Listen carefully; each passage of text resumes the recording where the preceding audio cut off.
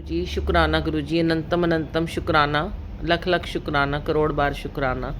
संगत जी, गुरुजी का इतना शुक्राना है कि कोई क्वेश्चन पूछते हैं कि हमारे कर्मास क्यों नहीं कट रहे अभी।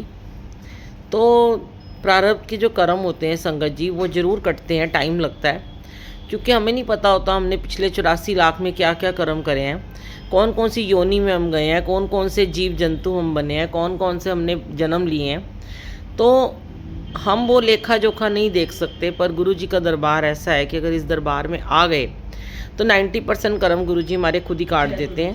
10 रह जाते हैं, वो सिर्फ गुरु जी अपने आप काटेंगे, उन्हीं पे छोड़ दो।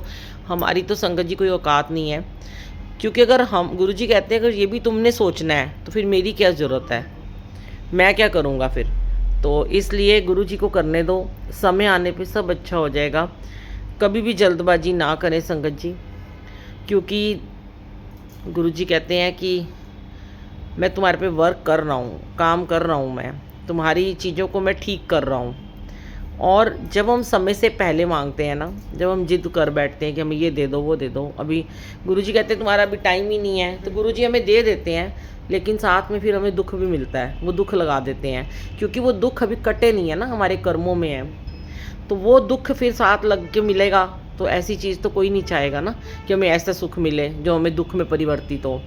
इसलिए भगवान को, गुरुजी महाराज को हमारे दुख काटने दो।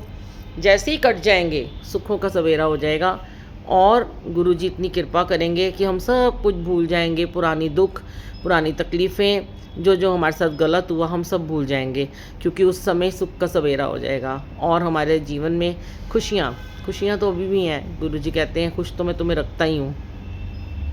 जब हम गुरुजी से जुड़ जाते हैं संगत जी, तो वो हमें बहुत खुश रखते हैं। सबसे पहले वो हमें हैप्पी होना ही सिखाते हैं।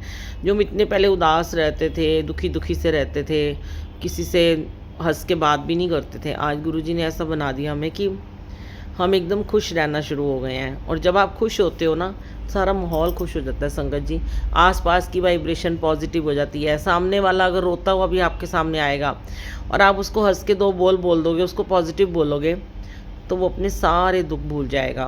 तो हमें ऐसी गुरुजी की संगत बनना है कि हमें दूसरों को पॉजिटिविटी देनी है, और हमें अपने गुरुजी का कहना मानना है, और गुरुजी का साथ देना है हमारे कर्म कटवाने में। हमें जल्दबाजी नहीं करनी है, क्योंकि गुरु को भी साथ चाहिए होता है। किसका साथ चाहिए होता है? संगत का। कहते हैं ना, कोई माँ बाप अगर कोई काम कर रहे होते हैं, बिजनेस कर रहे हैं, नौकरी कर रहे हैं, बच्चे उनका साथ देते हैं, बहुएं उनका साथ देती हैं, बेटियाँ साथ देती हैं, तो वो अच्छे से उस काम को करते हैं। तो अगर वो सारे घर वाले उनको साथ छोड़ देते हैं तो वो काम नहीं कर पाते। यही सेम गुरुजी की कृपा है। गुरुजी जो काम हम पे कर रहे हैं उनका साथ दो, उनको परेशान मत करो, हर वक्त उनके पीछे मत पड़े रहो। हाँ, उनसे अपने दिल की बातें करो, क्योंकि कौन है सुनने वाला? एक वही, एक तू ही निरंकार, तू ही तू, बस तू ही तू। वो सुनेंगे, ज़रूर सुनेंगे, लेकिन समय चाहिए। जय गुरु जी, शुक्राना।